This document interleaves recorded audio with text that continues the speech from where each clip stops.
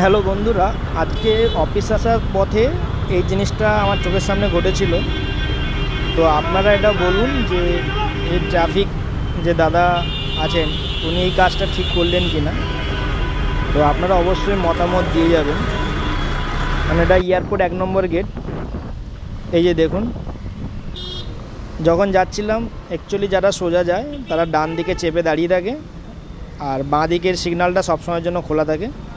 আর সামনের গাড়িটি এইভাবে দাঁড়িয়ে গিয়েছিল, কারণ পেছনের গাড়িগুলো তারপরে বাঁ দিকে যে সমস্ত গাড়িগুলো যেতে পারবে, ধরুন ছোটো 4 চাকাগুলো চলে যাবে, কিন্তু বাস, লরি এই ধরনের যেগুলো বড় গাড়ি থাকে সেগুলো যেতে পারবে না। তো ওই দাদারা প্রথমে রিকোয়েস্ট করলো যে কোথায় যাবেন। তো আপনি সোজা যদি যাবেন, কেন আপনি দেখলেন না পেছনে বাসগুলো দাঁড়িয়ে আছে, আপনি কেন ওভারটেক করে এত দূর আসতে গেলেন। তো এইভাবে ওনাদের মধ্যে কথা চলছিল। তারপরে ড্রাইভার দাদাটা কোনো মতে স্বীকার করছিল না ভুল, সে পরপর ডান দিকে চাপিয়ে রাখার চেষ্টা করছিল যেহেতু সোজা যাবে। তো ট্রাফিক দাদাটা শুনতে নারাজ, উনি বললেন যে সামনে দেখতে পাচ্ছেন গাড়িগুলো দাঁড়িয়ে আছে, তবু কেন আপনি নিয়ে চলে এলেন সামনের দিকে, চলুন সামনে গাড়ি নিয়ে যান, তারপরে ইউটার্ন নিয়ে আসুন।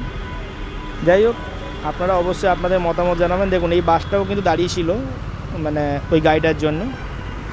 তো এই সমস্ত গাড়িগুলো একটু ভুল চালনা করে বলে, তার জন্যই।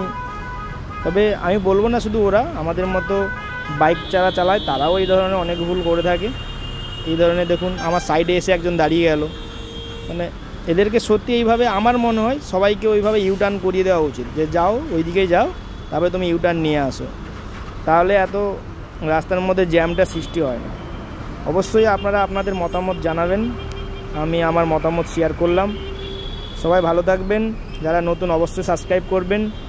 পরের ভিডিওতে আপনাদের সঙ্গে কথা হবে, আর অবশ্যই আপনারা আপনাদের মতামত জানিয়ে যাবেন।